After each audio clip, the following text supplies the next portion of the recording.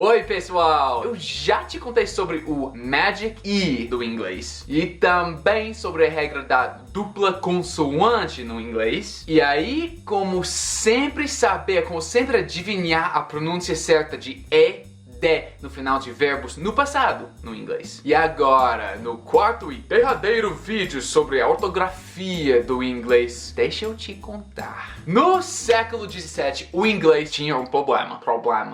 Eu tenho um problema. Naquela época, tava a maioria de palavras escritas com T, somente um T no fim para indicar um verbo no passado, em vez de ED. Por exemplo, walk se tornou walked. Cross se tornou crossed. E burp tornou-se burped. Isso é coisa de inglês antigo, mas ainda tem a mesma pronúncia hoje em dia. E desse jeito fica mais fácil entender, né? Faz mais sentido. Então, o que mudou? Por que o ED hoje em dia? Pois é, no ano 1582 tinha surgido o Magic E por causa desse cara, o Richard Mulcaster. Se você lembra do primeiro vídeo, esse Magic E é para sinalizar uma vogal longa dentro da palavra, dentro da mesma sílaba, na verdade. Dim, dime, tim, time, mad, made, fad, fade, pet, Pete, met, meet. This is the Magic E song. Então, muitas coisas na escrita ficaram muito mais fácil após o Magic E. Mas aí, várias coisas ficaram mais difíceis, mais confusas também. Por exemplo, quando escrever verbos no passado. Por exemplo, nos verbos to tap e to tape. Tap é tipo...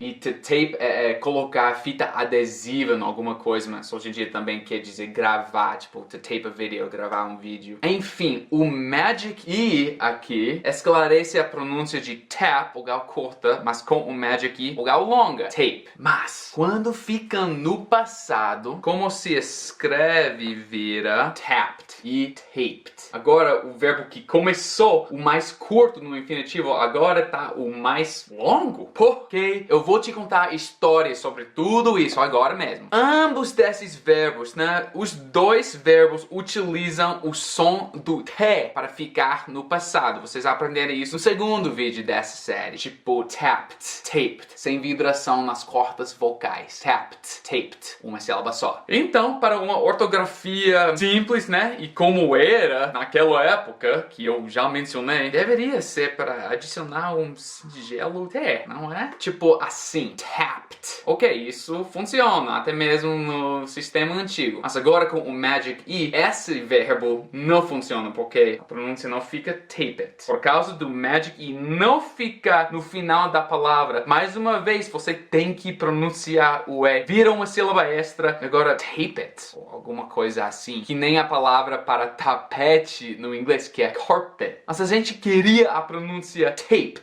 no passado, justamente como tapped no passado. Eis o problema. Vamos chamar esse probleminha de tape it problem. E foi o William Shakespeare, na verdade, o grande autor da língua inglesa que começou a resolver o problema no século XVII. O Shakespeare foi um dos primeiros que, em vez do T, começou a usar muito mais um apóstrofo D no fim de verbos regulares para significar o pretérito, o passado. E ainda com pronúncia de T, né? Tapped, taped. Mas com um cara meio estranho, né? Com aquele apóstrofo. Olha, no meu grande livro de todas as peças do William Shakespeare, acho que é do ano 1911. Eu adoro esse livro. E numa das minhas peças favoritas, o Macbeth, TH puxado, Macbeth.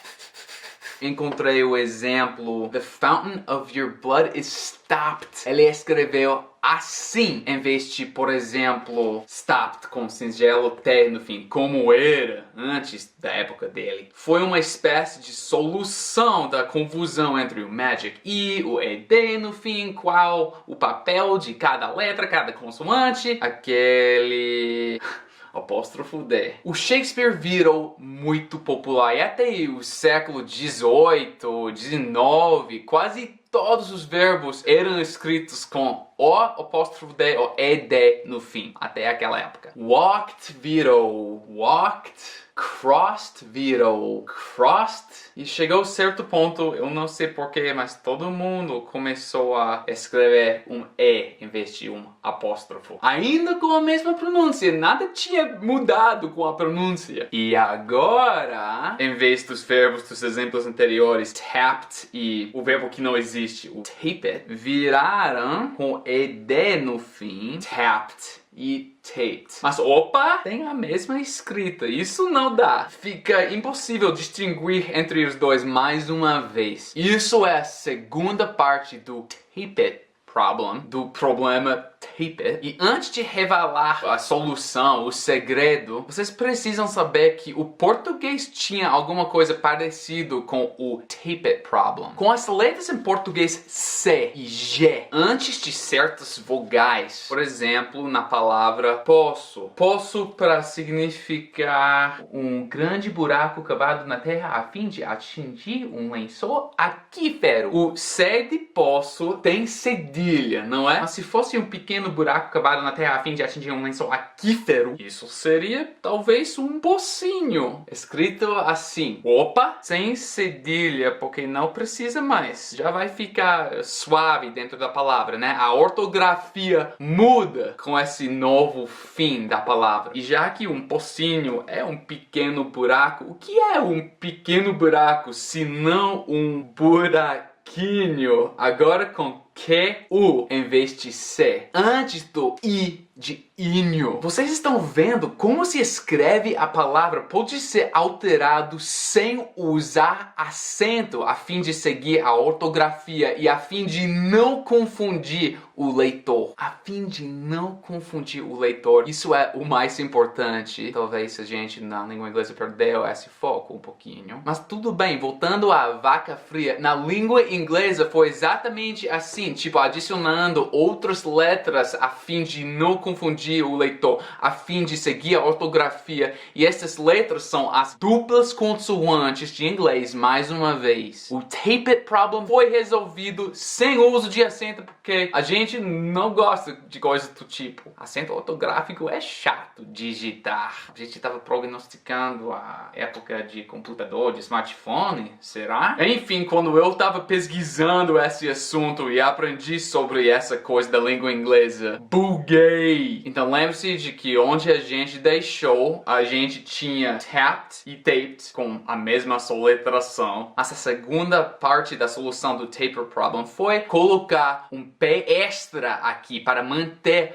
a vogal curta dentro desse verbo aqui. Esse P extra, segundo P, essa dupla consoante desfaz o trabalho do Magic E que eu já mencionei, eu já descrevi todo nesse vídeo aqui. E até que enfim, agora dá para diferenciar entre taped, com o Magic E ainda funcionando, e tapped, agora com o duplo P desfazendo o trabalho do Magic E, né? O Magic E perdendo todo o mágico e triste.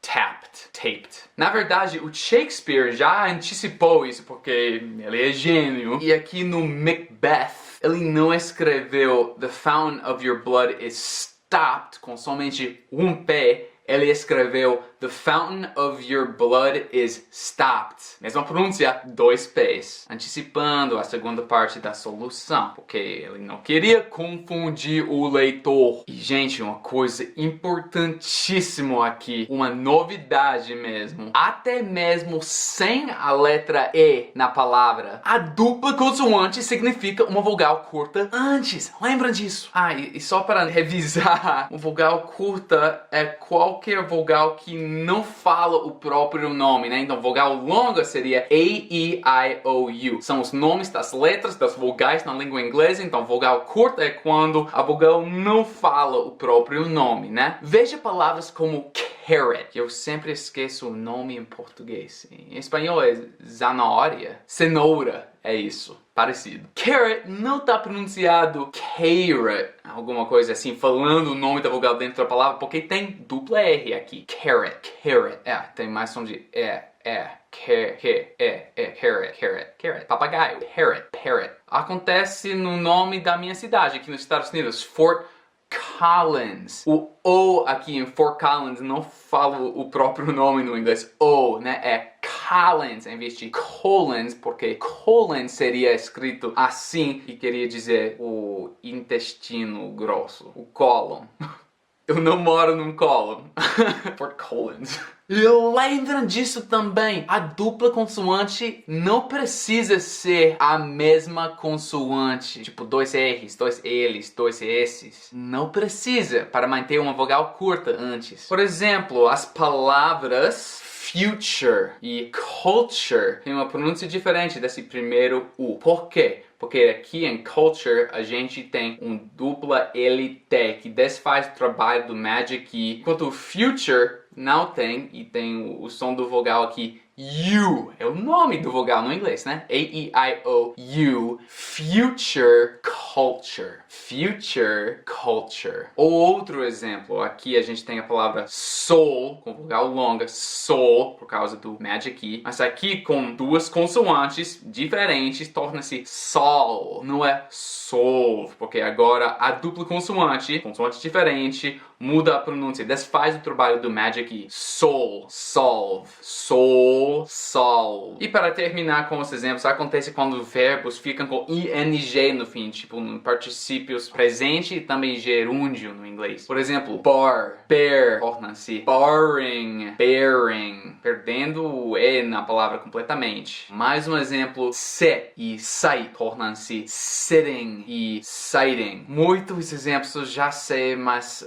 crianças têm que aprender isso também. E é assim, por exemplo, que aprendem. Run, running, swim, swimming, sitting, sitting, sitting. É erro comum de criança escrever as palavras, às vezes esquecendo a dupla consoante, mas assim seriam ruining ou swimming aqui. São importantes mesmo, todo mundo tem que aprender. E esse sistema da dupla consoante também acontece nos comparativos da língua inglesa, que podem ser um pouco estranho, um pouco diferente. Hot, hotter, big, bigger, thinner, thinner, thinner. Porque caso não teria duplo consoante em todos esses comparativos, seriam pronunciados hoder, biger, thiner, fake words. Eu sei que esse vídeo já é muito longo, mas só queria acabar falando que, gente, eu não tinha noção de como não costuma ensinar essas coisas de pronúncia, ortografia aí nas escolas de inglês no Brasil, né? Nem o Magic E, nem a dupla consoante, nem como sentir a pronúncia de E, D. Então eu espero que os meus vídeos continuem ajudando estudantes, sim, mas também, sei lá, professores, né? Eu adoro quando professores usam os meus vídeos na sala de aula. Isso é incrível, você nunca tem que pedir permissão.